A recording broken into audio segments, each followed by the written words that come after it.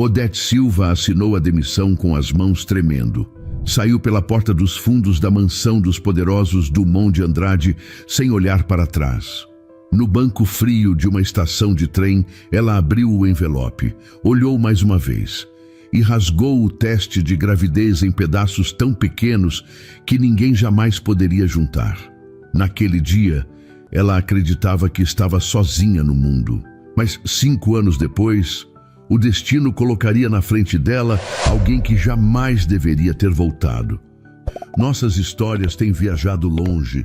De onde você está assistindo hoje? Compartilhe com a gente nos comentários. Boris Dumont de Andrade tinha 23 anos e carregava um sobrenome que abria todas as portas de São Paulo, menos a porta que ele mais queria abrir, a do próprio coração. A mansão da família ficava em Higienópolis, numa rua arborizada onde os carros custavam mais do que apartamentos inteiros na periferia. Ali dentro, tudo funcionava com precisão. Os empregados, os horários, as aparências. Conrado, o patriarca, comandava a casa como quem comanda uma empresa, sem espaço para erro, sem espaço para sentimento. Boris era diferente. Sempre foi.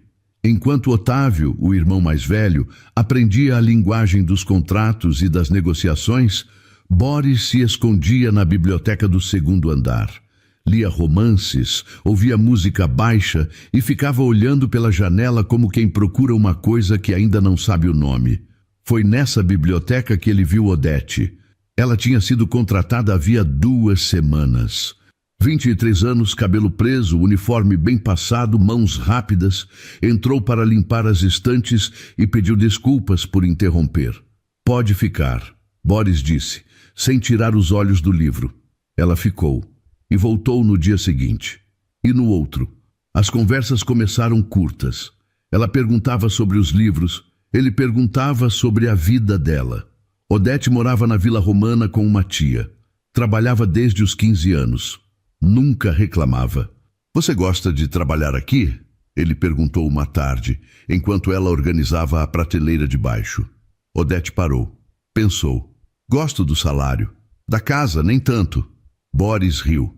Era a resposta mais honesta que já tinha ouvido dentro daquelas paredes. As semanas viraram meses. As conversas na biblioteca viraram encontros no Jardim dos Fundos, sempre depois das 10 da noite, quando Maria Estrela, a governanta, já tinha ido para o quarto e os pais estavam no andar de cima. Maria Estrela sabia. Claro que sabia. Ela criara Boris desde bebê. Conhecia cada expressão daquele rosto. Via o brilho nos olhos dele quando Odete passava pelo corredor. Mas não disse nada. Só rezava baixinho pedindo que aquilo terminasse bem. Você tem medo do quê? Odete perguntou numa noite quente de novembro, sentada no banco de pedra do jardim. De virar meu pai. Boris respondeu, sem pensar. Ela segurou a mão dele. Os dedos dela eram ásperos de trabalho. Os dele eram macios, mas encaixaram. Você não é seu pai, Boris. Ele quis acreditar. Na mansão, porém, Otávio já desconfiava. 2 vezes viu o irmão saindo pela porta lateral de madrugada. Na terceira vez, seguiu. Viu os 2 juntos no jardim. Voltou sem fazer barulho. No dia seguinte, durante o café da manhã, Otávio comentou com a naturalidade de quem fala do tempo. Pai, a empregada nova. Como é mesmo o nome? Odete? Ela está fazendo hora extra? Conrado levantou os olhos do jornal. Por quê? Vi luz acesa na área de serviço tarde da noite. Só achei estranho. Morgana, a mãe, mexeu o café sem olhar para ninguém. Essa gente precisa de limite, Conrado. Se a gente não impõe, eles se acomodam. Boris engoliu seco. Não disse nada. Sabia que uma palavra errada e tudo desmoronava. Naquela semana, ele tomou a decisão. Comprou um anel simples, discreto, com o dinheiro da própria conta. Nada da fortuna dos Dumont. Guardou no bolso interno do paletó. A viagem de negócios para a Suíça estava marcada para o dia seguinte. Conrado insistira que Boris fosse. Uma reunião com investidores em Zurique, importante para o futuro do grupo. Boris concordou, mas com um plano. Voltaria em 5 dias e pediria a Odete em casamento. Na noite antes da viagem, ele desceu ao jardim. Odete estava lá, como sempre. Quando eu voltar, preciso te contar uma coisa, ele disse. Que coisa? Uma coisa boa. Eu prometo. Ela sorriu. Um sorriso pequeno, meio desconfiado, meio esperançoso. Ele beijou a testa dela, subiu para o quarto e colocou o anel dentro da mala. Na manhã seguinte, embarcou. O voo para Zurique durou 12 horas. Do aeroporto, um carro executivo o levaria ao hotel. A estrada estava molhada. O motorista comentou que o inverno europeu tinha chegado mais cedo aquele ano. Boris olhava pela janela, pensando em Odete, no sorriso que ela tinha dado na noite anterior, na promessa que ele fez sem revelar o que era. O anel estava na mala, enrolado num lenço branco. Ele quase podia sentir o peso dele ali, a poucos metros, esperando o momento certo. O motorista comentou que a pista estava escorregadia. Boris concordou sem prestar atenção. Estava longe dali, estava no jardim da mansão, estava segurando a mão de Odete debaixo das árvores. O carro derrapou na curva. O barulho de metal foi a última coisa que ele ouviu. O hospital em Zurique tinha paredes brancas e corredores longos que cheiravam a desinfetante. Boris estava no 3º andar, ligado a máquinas que apitavam num ritmo lento e constante. Os médicos diziam que o coma era profundo, que não havia previsão. Em São Paulo, a notícia chegou primeiro à mansão. Conrado recebeu a ligação às 6 da manhã. Desligou o telefone, ajustou a gravata e chamou Otávio ao escritório. Morgana ficou na sala, com a xícara de chá entre os dedos, esperando. Seu irmão sofreu um acidente na Suíça. Conrado disse sem se sentar. Está em coma. Otávio ficou em silêncio por uns 3 segundos. Grave. Os médicos não sabem dizer quando ele vai acordar. Se vai acordar. Otávio encostou na mesa. E os negócios dele? As reuniões? Você assume. A partir de agora, você cuida de tudo. Morgana apareceu na porta. E a imprensa? Nota curta. Acidente de trânsito. Estado reservado. Nenhum detalhe. Conrado respondeu. A notícia saiu nos portais de economia no mesmo dia. Uma nota de 3 linhas. Boris Dumont de Andrade, herdeiro do Grupo Dumont, sofreu acidente na Suíça. Estado de saúde reservado. Odete leu a notícia no celular durante o intervalo do almoço, sentada na cozinha da mansão. As letras tremeram na tela. Ela leu 2, 3 vezes. Sentiu o estômago revirar e o chão ficar mole debaixo dos pés. Correu ao andar de cima. Bateu na porta do escritório de Conrado. Maria Estrela a segurou pelo braço no corredor. Menina, não faz isso. Eu preciso saber, Dona Maria. Eu preciso saber como ele está. Eles não vão te deixar entrar. Eu não estou pedindo permissão. A porta do escritório se abriu. Otávio apareceu, paletó escuro, olhar frio. O que é esse barulho? Odete engoliu a vergonha. Eu vi a notícia, sobre o Boris. Preciso saber como ele está. Otávio a olhou de cima a baixo, devagar, como quem examina um inseto numa mesa de jantar. Você é a da limpeza, certo? Meu nome é Odete. Odete, ele repetiu. Olha, Odete, a situação do meu irmão é assunto da família. Você pode voltar ao trabalho. Eu só quero saber se ele está bem. Otávio deu um passo para frente, baixou a voz. Ele não resistiu. O corredor encolheu. As paredes se apertaram. Como assim? O quadro se agravou durante a noite. Não teve jeito. Odete abriu a boca, mas não saiu som. As pernas cederam. Ela se apoiou na parede, escorregou até o chão. Maria Estrela se ajoelhou ao lado dela, segurou seu rosto entre as mãos. Respira, menina, respira. Otávio virou as costas e fechou a porta. Do outro lado, Conrado esperava. Resolvido? Resolvido. Morgana, sentada na poltrona do canto, ajeitou os anéis nos dedos. Essa moça precisa ir embora, Conrado. Hoje. Eu sei. Do lado de fora do escritório, Maria Estrela ajudou Odete a se levantar. A moça tinha os olhos vermelhos e o corpo inteiro tremendo. Ele se foi, Dona Maria. Ele se foi. Maria Estrela apertou os lábios. Sabia que Boris estava vivo. Sabia que a família estava mentindo. Mas conhecia o poder daquela casa. Conhecia o preço de abrir a boca. Vem comigo. Foi tudo que conseguiu dizer. Levou Odete para a cozinha. Fez um café. Ficou ali, em silêncio, segurando a mão da moça enquanto ela chorava, sem fazer barulho. Naquela mesma tarde, Odete saiu da mansão pela porta dos fundos. Caminhou até a rua Maranhão, parou no ponto de ônibus e sentiu uma tontura forte. A visão escureceu. Ela se sentou no meio-fio e, antes de entender o que estava acontecendo, desmaiou. Uma vizinha que passava chamou o resgate. Odete acordou horas depois, num hospital público da Lapa. Luz branca no teto, lençol fino, barulho de maca no corredor. Uma enfermeira jovem entrou com uma prancheta. Dona Odete, a senhora desmaiou por uma queda brusca de pressão. Fizemos alguns exames. Estou bem? A enfermeira olhou para a prancheta, depois para ela. A senhora está grávida. Umas 6 semanas. Odete ficou parada. A mão foi devagar até a barriga. Os dedos se abriram sobre o tecido fino da blusa. O ventilador do teto girava devagar, fazendo um barulho ritmado que parecia medir o tempo. Tem certeza? Ela perguntou. Certeza absoluta.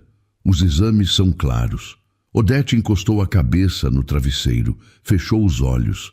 Sentiu a lágrima escorrer pelo rosto e molhar o lençol. Um filho, de um homem que, até onde ela sabia, já não estava mais neste mundo. Lá fora, o sol estava se pondo sobre São Paulo. Dentro daquele quarto de hospital, com paredes descascadas e cheiro de álcool, uma vida inteira tinha acabado de mudar. E na Suíça, o monitor ao lado da cama de Boris continuava apitando. Firme, constante, vivo. Odete passou 3 dias no hospital. Saiu com uma receita de vitaminas, um encaminhamento para o pré-natal da UBS e uma certeza pesada dentro do peito. O filho que carregava era de um homem que, segundo lhe disseram, já não existia mais. Ela voltou à Vila Romana. A tia, Dona Carmen, a recebeu na porta sem perguntas. Viu o rosto da sobrinha e entendeu que aquele não era momento de falar. 2 noites depois, Odete tomou uma decisão. Precisava contar para a família de Boris sobre o bebê. Não por dinheiro, não por reconhecimento, mas porque achava certo, porque o filho merecia existir com nome e sobrenome, mesmo que o pai já não estivesse ali. Pegou o ônibus na Vila Romana às 7 da manhã. Desceu em Higienópolis às 8h15. Caminhou devagar até o portão da mansão. O segurança a reconheceu. Dona Odete, a senhora não trabalha mais aqui. Eu sei. Preciso falar com o senhor Conrado. A família não está recebendo visitas. Diz para ele que é importante. Por favor. O segurança ligou para dentro. 5 minutos depois, a porta lateral se abriu. Odete entrou pela área de serviço. O mesmo corredor estreito que ela percorria todos os dias com balde e pano. Só que agora parecia mais comprido. Conrado a esperava na sala de jantar, sentado na cabeceira com o terno cinza e os óculos na ponta do nariz. Ao lado dele, um advogado de cabelo branco com uma pasta de couro sobre a mesa. Otávio estava de pé, perto da janela, de braços cruzados. Odete parou na entrada da sala, respirou fundo. Eu estou grávida. O filho é do Boris. O silêncio durou uns 5 segundos. Conrado tirou os óculos, limpou a lente com o lenço do bolso, colocou de volta. Senta, ele disse. Ela sentou. O advogado abriu a pasta, tirou 2 documentos grampeados. Senhorita Odete da Silva Lima, correto? Perguntou sem levantar os olhos. Correto. Estou aqui para formalizar o encerramento do seu vínculo com a família Dumont de Andrade. Este é o termo de desligamento com quitação integral. Eu não vim aqui por causa de emprego. Eu vim falar sobre meu filho. Conrado cruzou as mãos sobre a mesa. A voz dele era baixa, controlada, do tipo que não precisa gritar para assustar. Mocinha, eu vou ser direto com a senhora. Qualquer tentativa de vincular essa criança ao nome desta família será tratada com todos os recursos que nós temos. E a senhora sabe que são muitos. Odete sentiu o sangue subir para o rosto. Eu não estou pedindo dinheiro. Está pedindo o quê, então? Estou dizendo que o seu neto existe. Otávio se desencostou da janela. Um exame de DNA levaria meses. E a senhora não teria como custear o processo. Nossos advogados fariam isso durar anos. Enquanto isso, a senhora ficaria sem trabalho, sem referências, sem nada. É isso que quer? Odete olhou para Otávio, depois para Conrado, depois para o advogado, que já estendia a caneta na direção dela. Assina aqui e aqui, o advogado disse, apontando as linhas. É a rescisão do contrato de trabalho, valores proporcionais depositados até sexta. Odete segurou a caneta. A mão tremia. Olhou para o documento, para as letras pequenas, para as cláusulas que ela não entendia. Sentiu o cheiro de café que vinha da bandeja ao lado de Conrado. Café que ninguém ofereceu para ela. Assinou. A caneta escorregou um pouco e a assinatura saiu torta, diferente da que ela costumava fazer. Mas estava lá, preto no branco.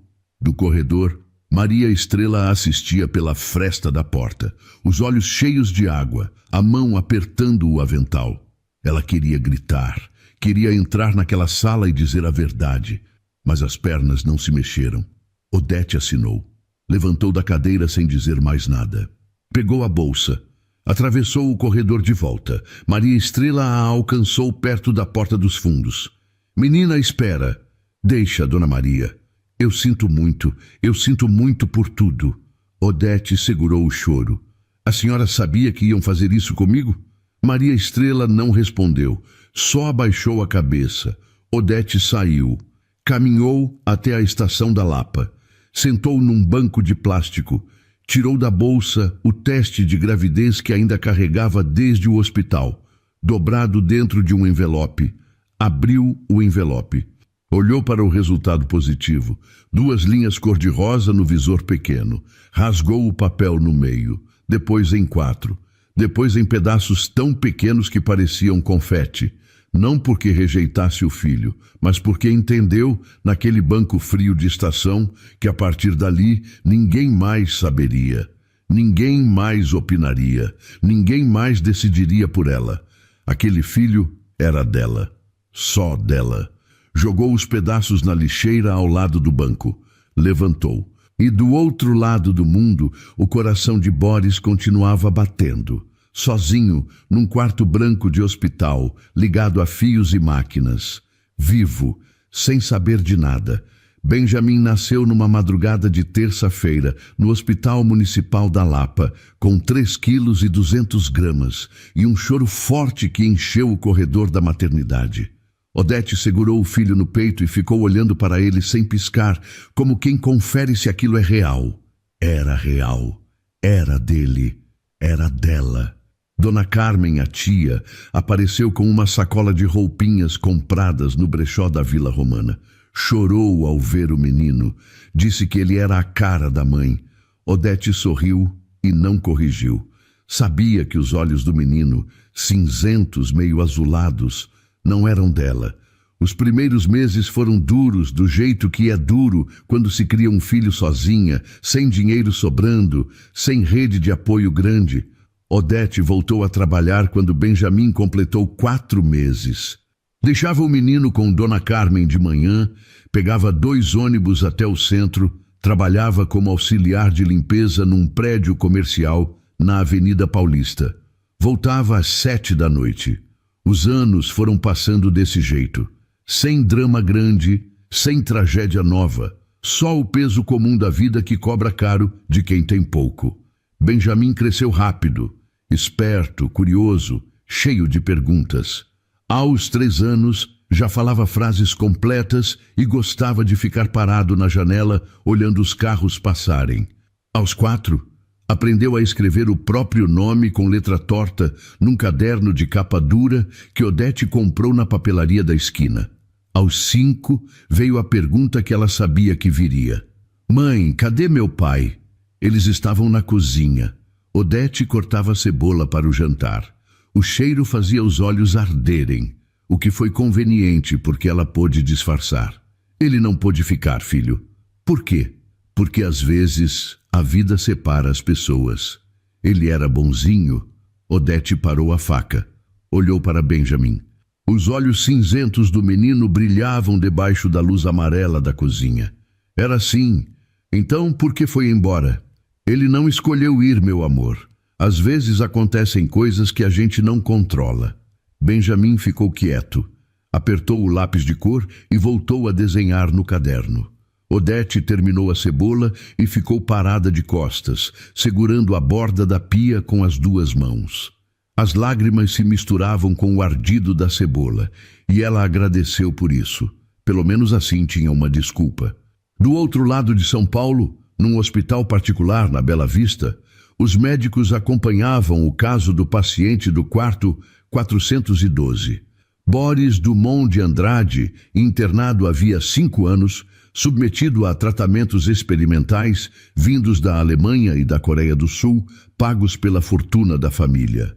Otávio visitava uma vez por mês. Ficava 10 minutos, olhava os monitores, perguntava ao médico se havia novidade, recebia a mesma resposta, estável, sem previsão, e ia embora. Conrado nunca foi. Morgana foi 3 vezes no primeiro ano. Depois parou. Maria Estrela ia toda semana, entrava no quarto, sentava na cadeira ao lado da cama, segurava a mão de Boris e ficava ali, em silêncio, durante 1 hora. Às vezes falava baixinho. Acorda, meu menino, você tem coisa para resolver aqui fora. Numa tarde de maio, 5 anos e 4 meses depois do acidente, o monitor cardíaco acelerou. A enfermeira chamou o médico. O médico chamou o neurologista. Boris abriu os olhos. A luz do quarto era forte demais. Ele fechou de novo. Tentou levantar a mão e não conseguiu. Sentiu o corpo pesado, as articulações duras, a boca seca. Calma, disse o médico. O senhor está no hospital. Sofreu um acidente. Está tudo bem agora. Boris piscou devagar. Tentou falar. A voz saiu rouca, arranhada, como se tivesse engolido areia. Quanto tempo? 5 anos, Sr. Dumont. Ele ficou parado. 5 anos. 5 anos tinham passado e ele estava ali, deitado, magro, fraco, sem saber de nada. A primeira pessoa que ele pediu para ver foi Maria Estrela. Ela chegou em 40 minutos, ofegante, com os olhos já vermelhos antes de entrar no quarto. Meu menino, ela disse, segurando o rosto dele com as 2 mãos. Meu menino, graças a Deus. Dona Maria, cadê a Odete? Maria Estrela engoliu seco. Descansa, Boris. Depois a gente conversa. O cadê ela? Antes que Maria Estrela respondesse, a porta do quarto abriu. Otávio entrou com o telefone na mão, terno escuro, sapato brilhando. Irmão, bem-vindo de volta. Otávio, cadê a Odete? Otávio guardou o telefone no bolso. Encostou no batente da porta e cruzou os braços. A Odete pediu demissão uns dias depois do seu acidente. Casou com outro cara, pelo que eu soube. Sumiu. Nunca mais apareceu. Boris olhou para Maria Estrela. Ela desviou o olhar. E ele sentiu, ali naquele quarto branco, que a coisa estava errada, que faltava pedaço naquela história, mas o corpo ainda não obedecia. E a verdade teria que esperar. A reabilitação durou 6 meses, fisioterapia todos os dias, exercícios que faziam Boris suar como se estivesse carregando o mundo nas costas. Os músculos voltaram devagar, as pernas demoraram mais. Ele reaprendeu a andar com a mesma dificuldade de uma criança. Um passo, depois outro, depois a parede, depois a bengala, depois sozinho. Aos 28 anos, Boris era um homem diferente daquele que tinha embarcado para Zurique. Mais magro, mais calado. Os médicos disseram que ele teve sorte. Ele não se sentia com sorte nenhuma.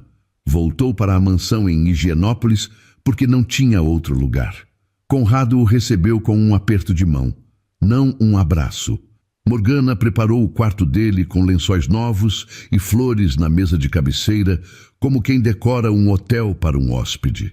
Fico feliz que esteja de volta, Morgana disse, endireitando o arranjo. Obrigado, mãe. Seu pai quer conversar sobre a empresa quando você estiver pronto. Eu não estou pronto. Morgana ajeitou os lençóis sem responder. Boris passava os dias tentando juntar os pedaços. 5 anos de ausência. 5 anos de notícias que precisava absorver. Amigos que se casaram, se separaram, negócios que mudaram de dono, ruas que ganharam prédios novos e Odete, o vazio que o nome dela deixava. Morava na Vila Romana com uma tia. Trabalhava desde os 15 anos.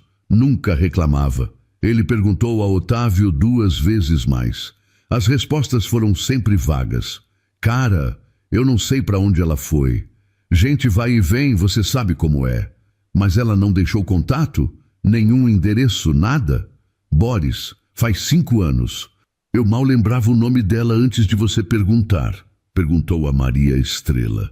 Ela desviava o assunto com uma habilidade que ele nunca tinha percebido antes. Descansa, Boris.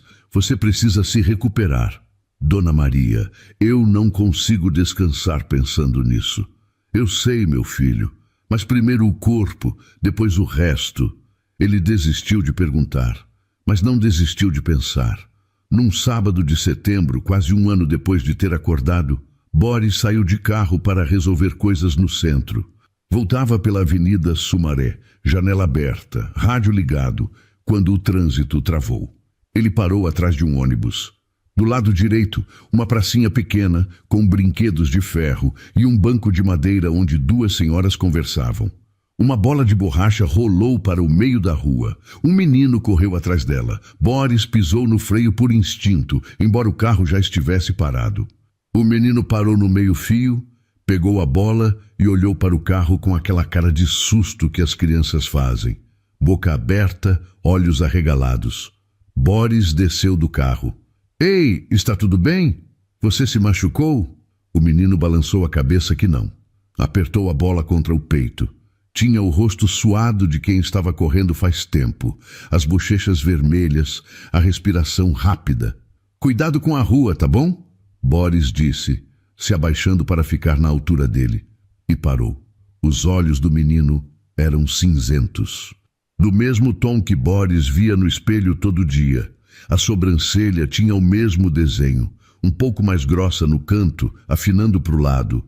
E o gesto, o menino ajeitou o cabelo com a mão direita, empurrando a franja para o lado, exatamente como Boris fazia.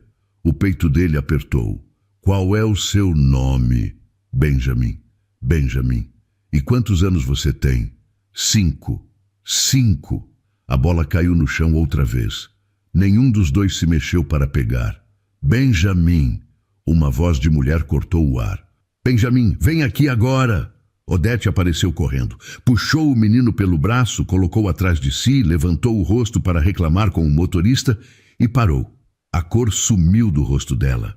Boris estava de pé, vivo, na frente dela, a 2 metros. Odete. Ela não respondeu. Os olhos foram de Boris para Benjamin, de Benjamin para Boris. O menino segurava a barra da blusa dela. Mãe, quem é esse moço? Odete não respondeu. A boca se abriu, mas o som não veio. Mãe? Boris olhou para o menino. Depois para Odete. Depois para o menino de novo. Odete, esse menino... Não faz isso, ela disse num fio de voz. Esse menino é meu filho? Ela recuou um passo. Segurou Benjamin com mais força. O menino olhava de um para o outro sem entender. Você estava vivo esse tempo todo? Eu estive em coma 5 anos. Me disseram que você tinha ido embora, que tinha casado com outro. Odete fechou os olhos. As mãos tremiam nas costas do filho. E a mim disseram que você não tinha resistido. Seu irmão olhou na minha cara e disse isso. O trânsito voltou a andar atrás deles. Uma buzina tocou, depois outra. O mundo continuava girando, mas ali naquela calçada, o tempo tinha parado. Benjamin puxou a blusa da mãe. Mãe, esse moço parece comigo. Nenhum dos dois adultos conseguiu responder. Eles se sentaram no banco da praça. Benjamin ficou brincando com a bola a uns 10 metros, perto das senhoras que agora olhavam de canto, curiosas. Odete mantinha as mãos fechadas no colo. Boris sentou na outra ponta do banco, como se tivesse medo de chegar perto demais. 5 anos, ela disse. 5 anos achando que você estava debaixo da terra. Eu acordei faz 1 ano. Perguntei por você. Me disseram que tinha pedido demissão, casado com outro, que não queria mais saber de mim. E você acreditou. Eu estava num quarto de hospital sem conseguir levantar da cama, Odete. Eu acreditei no que me contaram, pois a mim contaram que você não tinha resistido. Seu irmão olhou na minha cara e disse isso, e depois me botaram para fora daquela casa como se eu fosse lixo. Boris passou a mão no rosto. Respirou fundo. Meu irmão disse isso? Disse. E seu pai me ameaçou com advogado quando eu voltei para contar da gravidez. Você voltou? Claro que voltei. Achei que era o certo, que o filho de Boris Dumont de Andrade merecia pelo menos ser reconhecido. Mas seu pai sentou na cabeceira daquela mesa de jantar enorme e me tratou como se eu fosse uma golpista tentando arrancar dinheiro. Boris ficou quieto. Os olhos acompanhavam Benjamin, que agora chutava a bola contra o muro. Me conta tudo, ele pediu. E ela contou. O desmaio na calçada, o hospital público, a descoberta da gravidez, a volta à mansão, o advogado com a pasta de couro, a demissão forçada, o teste rasgado na estação da Lapa. Boris ouviu sem interromper. Quando ela terminou, ele estava com os cotovelos nos joelhos e a cabeça entre as mãos. Eu não sabia de nada, Odete. Eu sei. Agora eu sei. Eu perdi 5 anos da vida dele. Eu também perdi, de outro jeito, mas perdi. Benjamin voltou correndo. Mãe, estou com sede. Odete abriu a bolsa, tirou uma garrafinha de água. O menino bebeu, limpou a boca com as costas da mão e olhou para Boris com aquela curiosidade tranquila que as crianças têm. Você é amigo da minha mãe? Sou, Boris respondeu, sem saber o que mais dizer. Legal. Você joga bola? Jogo. Então vem. Benjamin puxou a mão dele. Boris olhou para Odete. Ela não disse sim nem não. Só ficou ali, no banco, assistindo o filho brincar com o homem que ela achava que nunca mais veria. Meia hora depois, Boris se despediu. Pediu o número de Odete. Ela deu, mas avisou. Eu não confio em você. Não confio na sua família. Se você quer fazer parte da vida dele, vai ter que provar. Eu entendo. Eu espero que entenda mesmo. Ele voltou para Higienópolis com o coração acelerado e o estômago embrulhado. Estacionou na garagem da mansão, subiu as escadas, atravessou o corredor e entrou na sala de estar, onde Otávio tomava uísque enquanto revisava papéis. Preciso falar com você, Boris disse. Sobre? Eu encontrei a Odete. Otávio levantou o copo devagar, tomou um gole, colocou na mesa. E? Ela tem um filho, de 5 anos. Com os meus olhos, Otávio. Coincidência. Coincidência? O menino é a minha cara, os olhos, a sobrancelha, o jeito de mexer no cabelo. Tudo, Otávio, tudo igual. Boris, qualquer mulher pode aparecer com uma criança e dizer que é sua. Você ficou em coma 5 anos. Não sabe o que aconteceu na vida dela nesse tempo. Eu sei o que você disse para ela, que eu não tinha resistido. Você disse isso, Otávio. Olhou na cara dela e disse. Otávio parou. O copo ficou no ar entre a mesa e a boca. O gelo fez um barulho seco contra o vidro. Quem te contou isso? Ela, e eu acredito nela. Boris, a gente fez o que era melhor para a família. Para você, aquela menina ia complicar tudo. Complicar o quê, Otávio? Minha vida? A vida de quem? A vida de todo mundo. Boris virou as costas e saiu da sala. Foi até a cozinha, onde Maria Estrela lavava a louça do jantar. Parou na porta. Dona Maria. Ela não se virou. Dona Maria, a senhora sabia. O barulho da água parou. Maria Estrela secou as mãos no pano de prato. Virou devagar. Sabia, meu filho. E me perdoa por ter ficado calada. Por que não me contou? Porque eu tinha medo. Medo do que eles fariam comigo, com ela, com o menino. Os olhos dela se encheram de água. Mas agora eu conto. Eu conto tudo. Tudo o que fizeram com aquela moça. E contou. Maria Estrela sentou na cadeira da cozinha e falou por quase 1 hora. Boris ficou de pé, encostado na porta, os braços cruzados, ouvindo cada palavra. Ela contou sobre o dia em que Odete bateu na porta do escritório, sobre o rosto de Otávio quando mandou ela voltar ao trabalho, sobre a mentira fria e calculada de que Boris não tinha sobrevivido. Eu estava no corredor, Maria Estrela disse. Ouvi tudo. Vi a menina cair no chão, Boris. Vi as pernas dela cederem, como se tivessem cortado os fios que seguravam ela de pé. Boris apertou as mãos. E depois ela foi embora, achando que você estava debaixo da terra. E semanas depois voltou grávida, achando que pelo menos o filho teria direito ao nome do pai. E o que aconteceu? Seu pai botou o advogado na mesa. Ameaçou ela. Disse que se tentasse qualquer coisa, ia acabar com a vida dela nos tribunais, que iria tomar a criança dela. E seu irmão ficou ali do lado, de braço cruzado, sem dizer uma palavra para defender aquela menina. E a senhora, Dona Maria? Maria Estrela abaixou a cabeça. A vergonha pesava nos ombros dela como um saco de cimento. Eu fiquei calada, meu filho. Fiquei calada porque sou covarde. Porque tenho medo dessa família desde que entrei aqui há 30 anos. Porque eu sabia que se abrisse a boca me punham na rua no mesmo dia. E eu não tenho para onde ir. Boris se afastou da porta. Andou até a janela. A cozinha dava para o jardim dos fundos. O mesmo jardim onde ele e Odete se encontravam de noite. O menino tem 5 anos, Dona Maria. Eu sei. 5 anos que eu perdi. 5 anos que nunca vou ter de volta. Eu sei, meu filho. Ele pergunta pelo pai. Ela disse que sim, que ele pergunta. E sabe o que ela responde? Que eu não pude ficar. Maria Estrela enxugou os olhos com o pano de prato. Ela é forte, aquela menina, mais forte do que qualquer um nessa casa. Boris saiu da cozinha sem dizer mais nada. Subiu a escada. O corredor do 2º andar estava escuro. A porta do escritório de Conrado estava entreaberta, com a luz do abajur vazando pela fresta. Ele empurrou a porta. Conrado estava sentado na poltrona de couro, com um livro no colo e os óculos na ponta do nariz. Levantou os olhos devagar. Está tarde, Boris. Eu sei o que vocês fizeram. Conrado tirou os óculos, colocou sobre o livro. Senta. Eu não vou sentar.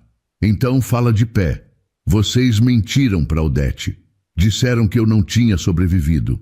Depois, ameaçaram ela quando voltou para contar da gravidez e mentiram para mim quando acordei.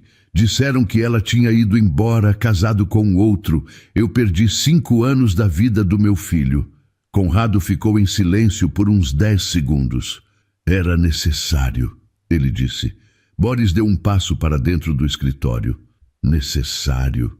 Aquela moça ia destruir tudo que essa família construiu. Uma empregada, Boris. Uma empregada com um filho, pedindo reconhecimento, pedindo direitos. Imagina a imprensa. Imagina os sócios. Imagina o que os parceiros europeus iam dizer. Você está falando do meu filho. Estou falando da realidade. Você sempre foi ingênuo demais para entender como o mundo funciona. Ingênuo? Eu fiquei em coma 5 anos e a primeira coisa que perguntei quando acordei foi por ela. E vocês que estavam acordados, que tinham olhos abertos e boca para falar a verdade, escolheram mentir. Para ela e para mim, para o meu filho. Conrado se levantou da poltrona. Devagar, apoiando a mão no braço do assento. Eu fiz o que precisava ser feito para proteger essa família. Família? Que família é essa que precisa destruir a vida de uma mulher inocente para se proteger? Uma mulher inocente. Conrado repetiu, com um sorriso curto. Você sempre teve esse problema, Boris. Sempre acreditou demais nas pessoas. E o senhor nunca acreditou em ninguém. Olha no que deu. Conrado não respondeu. Ficou de pé, com as mãos cruzadas atrás das costas. Boris recuou até a porta. Eu vou reconhecer o menino, vou registrar ele com o meu nome, e se vocês tentarem impedir, dessa vez quem vai para a justiça sou eu. Conrado apertou os olhos. Se fizer isso, você perde tudo. A empresa, a herança, esta casa. Boris olhou ao redor. As paredes forradas de mogno, os quadros caros, o tapete importado, tudo aquilo que ele conhecia desde menino. Tudo bem, ele disse. E saiu. Na manhã seguinte, Boris desceu para o café com uma mala pronta. Colocou ao lado da porta da sala de jantar e sentou na mesa como fazia todos os dias. A empregada serviu café, suco, pão, tudo no lugar, tudo em ordem, como se nada tivesse mudado. Morgana apareceu primeiro, olhou para a mala e depois para o filho. Não perguntou nada. Sentou, abriu o guardanapo no colo e serviu o chá. Otávio chegou 5 minutos depois, com o celular na orelha. Desligou ao ver a mala. Vai viajar? Vou sair. Sair para onde? Sair de casa. Otávio puxou a cadeira e sentou. Boris, vamos conversar como gente adulta. Você está irritado, eu entendo, mas isso aqui é decisão da família, não sua sozinho. Exatamente. A decisão de destruir a vida de uma mulher e esconder meu filho de mim foi da família. A decisão de ir embora é minha. Morgana colocou a xícara na mesa. O barulho da porcelana foi seco, preciso. Boris, você está sendo ingrato. Nós cuidamos de você por 5 anos. Pagamos os melhores médicos. Mantivemos tudo funcionando para quando você voltasse. E eu agradeço os médicos, mãe. Mas médico não mente. Vocês mentiram. A gente fez o que achava certo. Achava certo dizer para a mãe do meu filho que eu estava debaixo da terra? Morgana desviou o olhar. Conrado entrou na sala. Parou ao ver a mala, depois olhou para Boris. O rosto dele não mudou. Então é isso? É isso. Você vai jogar fora tudo que essa família te deu por causa de uma empregada e um menino que você nem sabe se é seu? Eu sei que é meu. Os olhos dele são os meus. E mesmo que não fossem, o que vocês fizeram com ela já seria motivo suficiente. Conrado sentou na cabeceira, o lugar de sempre, o trono sem coroa. Se você sair por aquela porta, perde a participação na empresa, a herança, o nome. Eu não quero a empresa, não quero a herança, e o nome eu levo porque é meu. Eu te deserdo. Faz o que quiser. Otávio se inclinou na mesa. Você não tem onde morar, Boris. Não tem renda, não tem empresa, não tem nada sem a gente. Vai viver de quê? Do meu trabalho. Qual trabalho? Qualquer um. Eu me formei em comércio exterior. Sei 4 idiomas e passei 5 anos aprendendo que a vida pode acabar num segundo. Eu me viro. Otávio riu. Um riso curto, sem humor. Você vai se arrepender. Pode ser. Mas pelo menos vou estar perto do meu filho quando isso acontecer. Boris levantou da cadeira, pegou a mala. Morgana abriu a boca para falar, mas as palavras não saíram. Os olhos dela brilharam por um segundo rápido, quase invisível, antes de ela voltar a olhar para o chá. Boris atravessou a sala de jantar, o hall de entrada, o corredor de piso de mármore. Abriu a porta da frente. Maria Estrela estava ali, com uma mala na mão e o avental dobrado debaixo do braço. Boris parou. Dona Maria, eu vou com você. A senhora não precisa fazer isso. Preciso sim. Faz 30 anos que eu cuido dessa casa e a única coisa boa que saiu daqui foi você. Ela estendeu o avental dobrado para trás, na direção da porta, como quem devolve um uniforme. Eles que procurem outra pessoa para guardar os segredos deles. Boris sentiu os olhos arderem. Segurou a mala com mais força. Tem certeza, Dona Maria? Meu filho, eu te carreguei no colo quando você tinha 2 dias de vida. Troquei sua fralda, fiz sua papinha, sequei suas lágrimas quando seu pai gritava com você. Eu não fico onde te machucam. Ela endireitou as costas. Olhou para a mansão atrás dele. 30 anos daquela casa. 30 anos de corredores, de cozinha, de cheiro de cera no piso. E agora tudo cabia numa mala de mão. Eles que procurem outra pessoa para guardar os segredos deles, repetiu. Boris sentiu os olhos arderem. Segurou a mala com mais força, porque se soltasse ia abraçar ela ali mesmo e não ia conseguir parar de chorar. Tem certeza, Dona Maria? A senhora tem tudo aqui. O quarto, a rotina. Eu tenho paredes aqui, Boris. Paredes e mentiras, isso não é tudo. Isso não é nada. Boris abraçou ela. Ali, na porta da mansão, com o sol da manhã batendo no mármore da escadaria. Um abraço apertado, longo, de quem se despede de uma vida inteira. Conrado assistia da janela do escritório no segundo andar. Morgana ficou na sala de jantar, mexendo o chá que já tinha esfriado. Otávio mandou uma mensagem para o advogado. Começa o processo de exclusão. Hoje. Do lado de fora, Boris e Maria Estrela desceram a rua. 2 malas, nenhum plano, nenhum endereço. Mas pela primeira vez em muito tempo, os passos dele eram leves. As primeiras semanas foram difíceis. Boris alugou um apartamento pequeno na Barra Funda, 2 quartos, cozinha apertada, janela que dava para a linha do trem. Maria Estrela ficou no segundo quarto. Ela insistiu em cozinhar. Enquanto eu puder ficar de pé, ninguém passa fome nessa casa, ela disse, organizando as panelas no armário. Boris gastou as primeiras semanas mapeando oportunidades. Conhecia o mercado de comércio exterior por dentro. Tinha crescido ouvindo o pai e o irmão discutirem contratos na mesa de jantar. Sabia o que funcionava. E, mais importante, sabia o que não funcionava. Encontrou um galpão para alugar na Água Branca, região industrial, aluguel barato. Usou o pouco que tinha na conta pessoal. O dinheiro que era dele antes do coma, separado dos negócios da família, para dar entrada e comprar o mínimo. Uma mesa, um computador, 2 cadeiras, uma impressora. A empresa começou com ele atendendo o telefone, respondendo e-mails e visitando possíveis clientes com um cartão de visitas simples. Dumont Logística, Boris Andrade, Comércio Exterior. Não usou o sobrenome completo. Não queria. Enquanto isso, a relação com Benjamin avançava devagar, no ritmo que Odete permitia. Ela aceitou que Boris visse o menino aos sábados, no parque da Vila Romana, sempre com ela por perto, sempre por no máximo 2 horas. As regras eram claras. Nada de presente caro, e se você faltar uma vez sem avisar, acabou. Eu não vou faltar. Eu espero que não. Ele não faltou. Todo sábado, 9 da manhã, Boris aparecia no parque. Levava a bola que Benjamin gostava. Sentavam no chão, brincavam, conversavam. O menino falava pelos cotovelos sobre a escola, sobre os desenhos que assistia, sobre a barata que apareceu na cozinha e fez a tia-avó gritar. Minha tia-avó gritou tão alto que o vizinho do lado bateu na parede. Benjamin contou rindo. E a barata? Fugiu para debaixo da geladeira. Boris ria, um riso verdadeiro que vinha do fundo. Maria Estrela dizia que fazia anos que não via ele rir daquele jeito.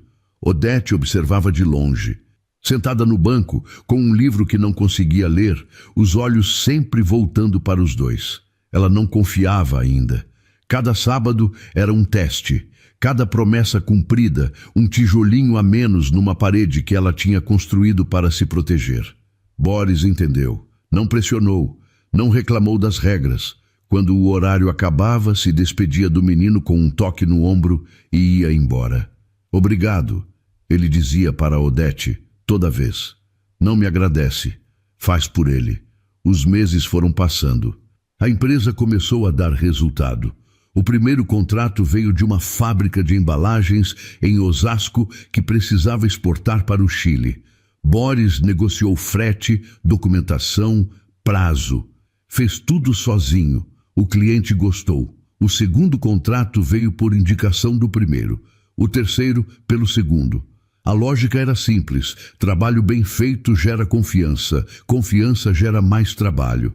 Em 6 meses, Boris contratou um assistente. Em 1 ano, eram 4 funcionários. O galpão na Água Branca ganhou uma placa discreta na entrada e um escritório com divisória de vidro. Maria Estrela visitava às vezes. Levava marmita para a equipe. O assistente mais novo, um rapaz de 22 anos, chamado Fábio, começou a chamar ela de Vó Maria. Eu não sou sua avó, ela reclamava, ajeitando o cabelo. Mas pode chamar. Benjamin, aos sábados, começou a perguntar: posso ir mais vezes? Odete olhou para Boris. Ele não respondeu. Esperou que ela decidisse. A gente vê, ela disse. Mãe, esse moço é legal. Ele sabe fazer gol de calcanhar. Odete olhou para Benjamin, depois para Boris, que estava de pé do outro lado do parque, com a camisa suada e o cabelo bagunçado. Sei, ela disse. Ele pode vir mais vezes? Odete não respondeu na hora. Pegou a garrafinha de água e deu para o menino. Precisava de 1 segundo, só 1 segundo para organizar o que sentia, que era tudo ao mesmo tempo. Raiva, medo, esperança, cuidado, amor. A gente vê virou quarta-feira à tarde. Quarta e sábado viraram quarta, sábado e domingo. Aos poucos, a resistência de Odete foi cedendo, não porque Boris pediu, mas porque Benjamin pedia. E porque ela via com os próprios olhos que aquele homem estava ali de verdade. Num domingo de manhã, Benjamin segurou a mão de Boris enquanto andavam pela calçada. Olhou para cima com aqueles olhos cinzentos que não deixavam dúvida nenhuma e disse: pai, uma palavra só, sem cerimônia, sem explicação. Boris parou de andar. Olhou para o menino, sentiu o peito apertar de um jeito que não era ruim, era o contrário. Oi, filho! Benjamin sorriu e voltou a andar, puxando ele pela mão. Atrás deles, Odete apertou os lábios para não chorar. Não conseguiu. 2 anos depois da saída da mansão, Boris encontrou a casa no Pacaembu. Não era grande, não era luxuosa. 2 andares, jardim pequeno nos fundos, garagem para um carro. As paredes precisavam de pintura e o piso da cozinha tinha uns azulejos soltos, mas a estrutura era boa. É bonita, Maria Estrela disse passando a mão na parede da sala. Tem alma. A senhora acha? Casa boa a gente sente quando entra. E essa aqui eu senti. Boris comprou a casa com o dinheiro da empresa, sem ajuda, sem herança, sem sobrenome pesando na negociação. Pagou à vista o que tinha e financiou o resto. Reformou aos poucos, nos fins de semana, com as próprias mãos quando dava. Benjamin adorou a casa. O jardim virou campo de futebol, a escada virou pista de carrinho e o quarto que Boris preparou para ele, com uma cama de solteiro, uma estante para livros e uma parede pintada de azul, virou o lugar favorito do menino. Pai, posso dormir aqui toda noite? Quando sua mãe deixar, sim. E quando ela vai deixar? Boris sorriu. Isso é com ela, filho. Odete levou mais tempo. A confiança dela era como planta de crescimento lento. Precisava de sol, de água e, acima de tudo, de tempo. Mas o tempo veio. Ela começou a aceitar os jantares na casa do Pacaembu. Maria Estrela cozinhava arroz, feijão, carne, nada sofisticado. Benjamin sentava entre os dois na mesa e contava as novidades da escola. Boris lavava a louça depois.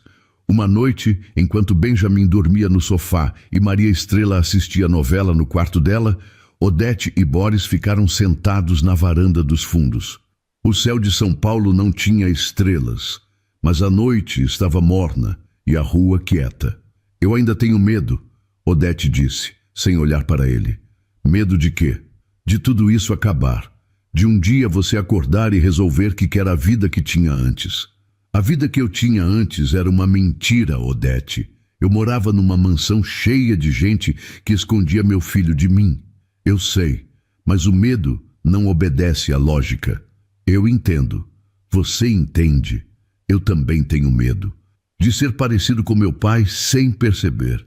De machucar você e o Benjamin por repetir os mesmos erros. Mas eu estou aqui. Todo dia. Eu estou aqui. Odete ficou em silêncio. Depois, devagar, Encostou a cabeça no ombro dele. A primeira vez que ela se permitia esse gesto desde que tudo tinha acontecido. Boris não se mexeu. Ficou ali, sentindo o peso da cabeça dela no ombro, o cheiro de shampoo misturado com o ar da noite. E entendeu que aquilo não era um grande gesto romântico. Era o contrário. Era pequeno, cotidiano, real. E era suficiente. A empresa continuava crescendo.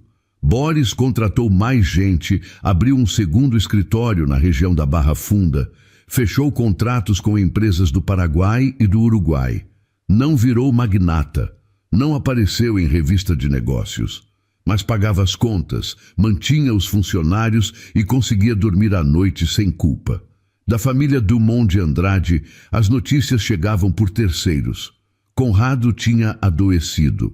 Morgana cuidava dele com enfermeiras particulares, na mansão de Higienópolis, que agora parecia maior do que nunca, e mais vazia.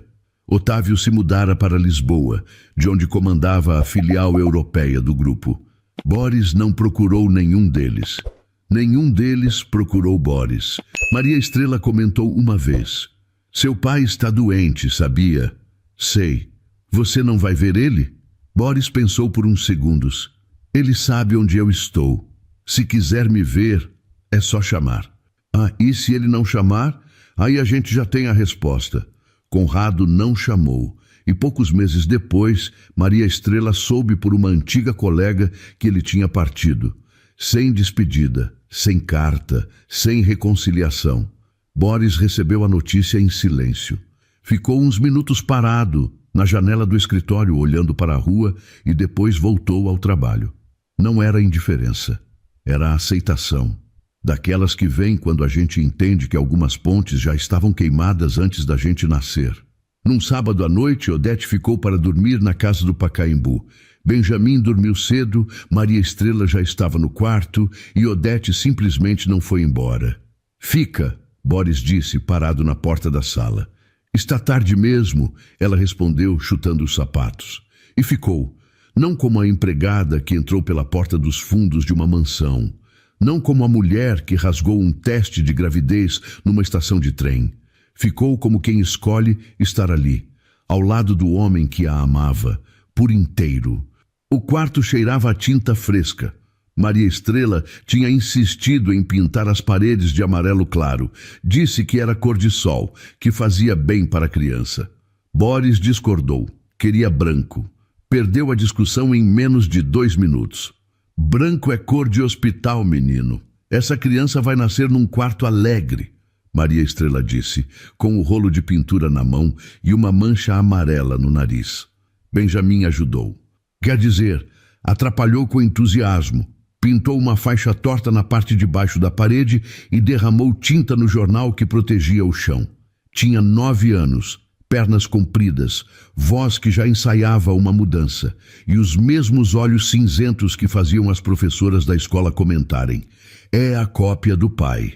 Odete assistiu da porta, com a mão na barriga que já era visível por debaixo da camiseta. 6 meses. Uma menina. A médica tinha confirmado na última consulta, e desde então, Benjamin não parava de fazer planos. "Pai, eu posso ensinar ela a jogar bola?" "Pode." "E andar de bicicleta?" "Também." "E se ela não gostar de bola?" "Aí você ensina outra coisa." "Tipo o quê?" "Tipo o que ela quiser." Benjamin pensou um instante. "Justo." Boris largou o pincel, limpou as mãos no pano e foi até Odete. Parou na frente dela e colocou a mão sobre a barriga. Sentiu um movimento lá dentro. Leve, rápido. "Ela chutou", ele disse. "Ela chuta o dia inteiro. Essa menina vai ser inquieta." Puxou a mãe. Puxou o pai. "Eu sou calma." "Calma. Você jogou uma almofada na minha cabeça ontem porque eu deixei a porta do banheiro aberta. E vou jogar de novo se repetir." Maria Estrela, lá dentro do quarto, fingiu que não ouviu e continuou pintando. 4 anos tinham se passado desde que Boris saiu da mansão de Higienópolis com uma mala e sem nenhum plano. A empresa na Água Branca agora ocupava 2 andares de um prédio comercial e empregava 32 pessoas.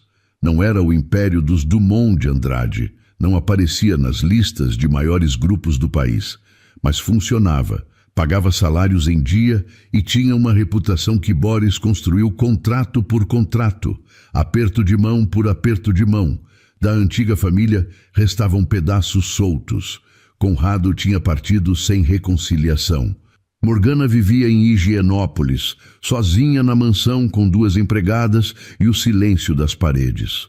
Otávio comandava os negócios de Lisboa e não pisava no Brasil havia 2 anos. Boris não guardava raiva. A raiva tinha se dissolvido aos poucos, como açúcar no café. Devagar, sem que ele percebesse exatamente quando sumiu. O que restou no lugar foi uma clareza tranquila. Ele não queria aquele mundo. Nunca quis. Odete demorou mais para soltar o peso. O medo de ser enganada de novo, de perder o chão de novo, de confiar e descobrir que a confiança era armadilha, tudo isso levou tempo para se dissolver. Mas se dissolveu. Não por causa de grandes declarações ou gestos grandiosos, por causa de café feito toda manhã, louça lavada sem pedir, presença constante no portão da escola às 5 da tarde. Você sabe o que me convenceu de verdade? Odete disse uma noite, enquanto os 2 jantavam na cozinha depois que Benjamin dormiu. O quê? O dia que o Benjamin teve febre 3 da manhã e você acordou antes de mim. Quando cheguei no quarto dele, você já estava com o termômetro na mão e o remédio medido. Não me pediu ajuda. Não reclamou, só cuidou. Qualquer pai faria isso. Não faria não, Boris. E a gente sabe disso. Ele ficou quieto, tomou mais um gole de água. Ela voltou a comer. No quarto amarelo, a estante já tinha livros infantis que Maria Estrela comprou no sebo da Vila Madalena. Um ursinho de pelúcia que Benjamin escolheu. Um mobile de passarinhos que Boris montou seguindo um tutorial no celular. Ficou um pouco torto, mas girava. A casa do Pacaembu era simples. Não tinha piso de mármore, nem escadaria com corrimão de ferro trabalhado, nem jardim com banco de pedra onde se faziam promessas de madrugada. Tinha paredes com marcas de dedos de criança, uma cozinha onde Maria Estrela cantava enquanto mexia a panela, e uma varanda nos fundos onde, de vez em quando, dava para ouvir os passarinhos por cima do barulho da cidade. Numa tarde de domingo, Benjamin estava no jardim chutando bola contra o muro. Maria Estrela cochilava na cadeira da sala. Odete lia uma revista no sofá, com os pés para cima. Boris entrou com um copo de suco e parou na porta. Olhou para Odete, para Maria Estrela dormindo, para Benjamin lá fora. Odete percebeu. O que foi? Nada. Só estava olhando. Olhando o quê? Ele sorriu. Colocou o suco na mesa. Tudo que eu quase perdi. Odete não respondeu. Só esticou a mão. Ele segurou. Os dedos dela já não eram os mesmos de 10 anos atrás. Nem os dele. Mas encaixaram do mesmo jeito. Lá fora, Benjamin gritou. Pai, vem jogar. Boris soltou a mão de Odete, abriu a porta dos fundos e foi. E a família, que havia sido construída pedaço por pedaço, sem herança e sem sobrenome que abrisse portas, ficou ali, em silêncio, do jeito que ficam as coisas que chegaram para ficar. Minha querida e meu querido ouvinte, se você chegou até aqui, eu quero te agradecer de coração. Essa história foi escrita com muito carinho, pensando em você que, assim como eu, acredita que o amor de verdade não é o que aparece em capa de revista, é o que aparece na hora difícil, no café feito de manhã cedo. Na mão que segura a sua, sem precisar de motivo. Odete, Boris, Benjamin, eles são personagens, sim, mas eu tenho certeza de que você conhece alguém parecido com eles. Talvez uma mãe que criou os filhos sozinha sem reclamar. Talvez alguém que perdeu tudo e recomeçou do zero com a cabeça erguida.